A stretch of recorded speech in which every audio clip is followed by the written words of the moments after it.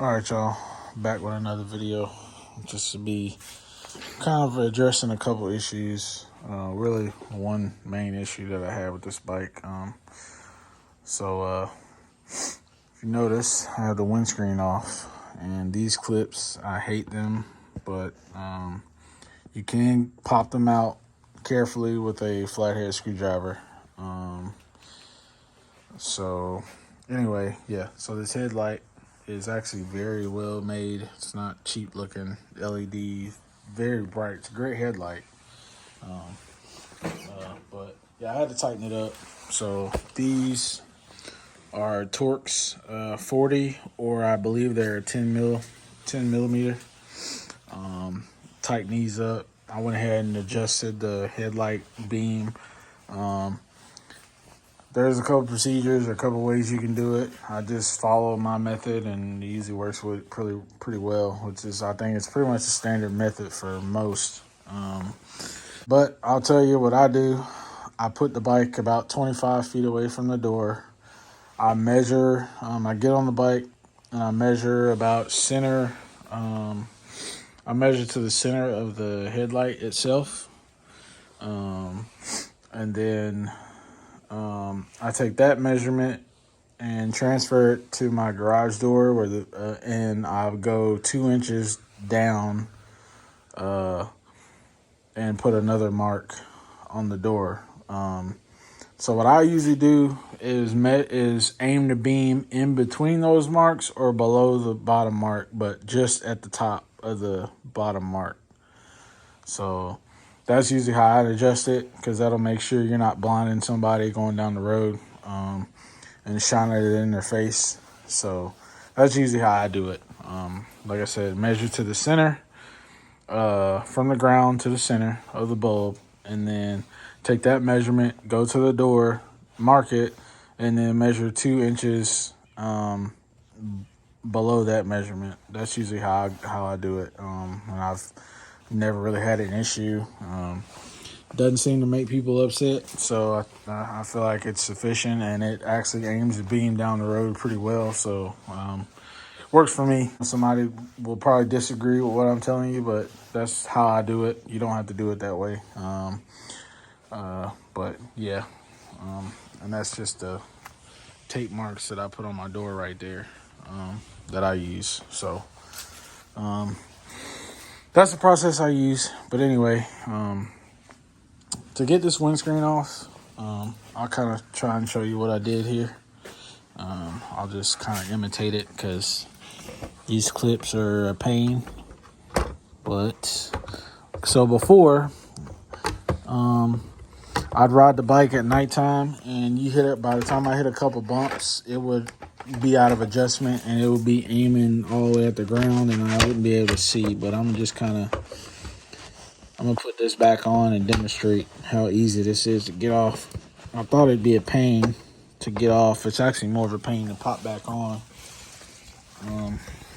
But let me see. Do this bottom one first. I'm gonna probably have to set this camera.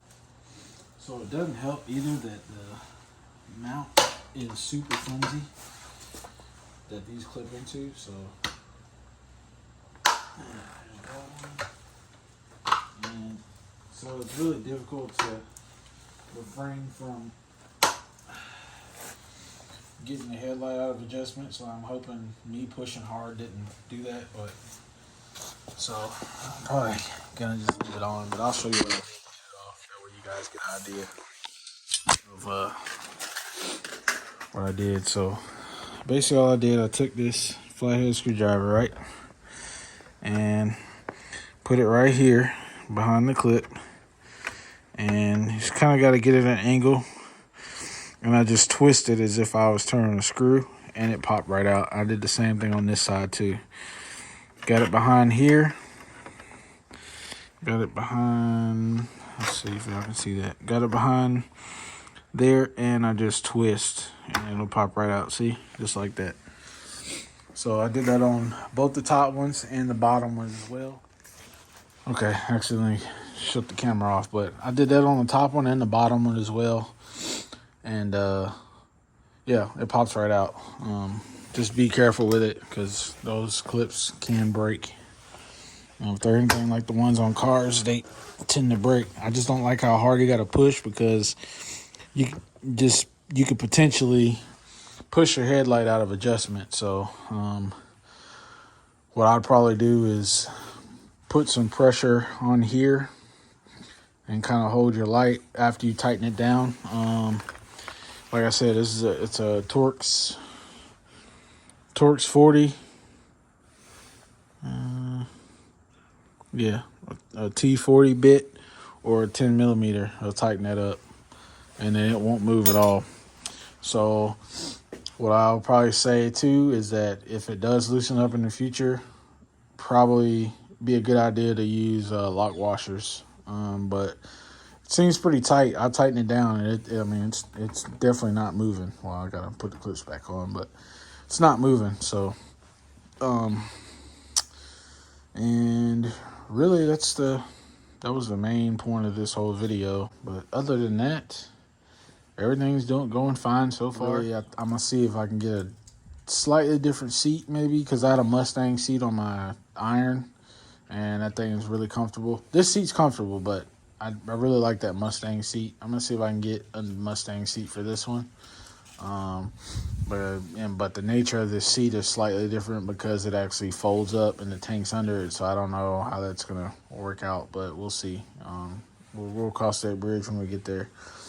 I have a set of mini apes that I may try and fit on here. I'm not sure yet because I will have to buy a longer brake line. So,